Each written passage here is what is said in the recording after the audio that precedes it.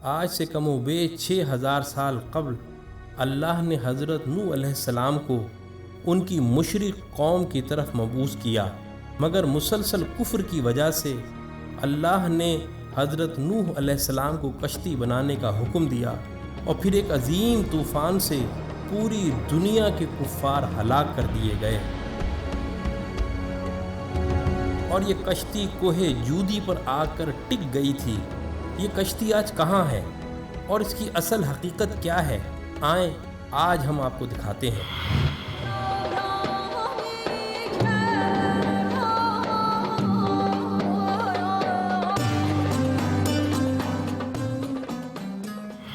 آج سے کم و بیش 50 سال قبل جب ترکی کے ایک پہاڑ پر کچھ مہم جوؤں نے اس کشتی کو دریافت کر کے اس کی تصاویر اخبارات میں جاری کی، تو پوری دنیا میں یہودیوں، عیسائیوں اور نام نہاد روشن خیال دہریوں کے درمیان ایک بڑی بحث کا آغاز ہوا۔ کشتی کا انکار کرنے والوں نے بعض بہت ہی اہم اعتراضات اٹھائے، جس کا تسلی بخش جواب دینے میں یہودی اور عیسائی ناکام رہے، لیکن قرآن میں ان اعتراضات کا تسلی بخش جواب موجود ہے۔ انکار کرنے والے دہریوں نے پہلا اعتراض یہ اٹھایا کہ بغیر کسی ٹیکنالوجی کے 6000 سال قبل ایسی عظیم الشان کشتی بنانا ناممکن ہے، جو مہینوں تباہ ہوئے بغیر سمندر میں اتنا وزن لے کر سفر کر سکے۔ قرآن کی سورہ قمر میں اس کا جواب اس طرح دیا گیا ہے کہ اور ہم نے نوح کو ایک ایسی کشتی میں سوار کیا تھا جو تختوں اور کیلوں سے تیار کی گئی تھی۔ حالیہ تحقیقات کے بعد اس کشتی سے دھاتی کیلوں اور تختوں کے آثار ملے۔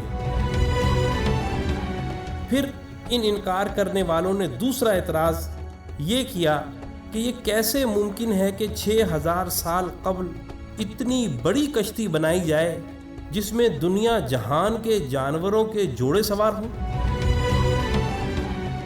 لیکن قرآن نے سورہ ہود میں یوں بیان کیا، اور جب ہمارا حکم آ پہنچا تو تنور ابل پڑا، تو ہم نے کہا کہ ہر قسم کے جانوروں کا ایک ایک جوڑا کشتی میں سوار کر لو۔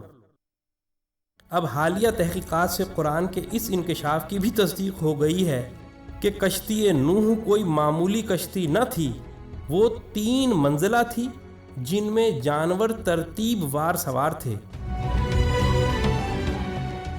اور اتنی بڑی تھی کہ اس میں 522 ریل کے ڈبے سوار کیے جا سکتے ہیں۔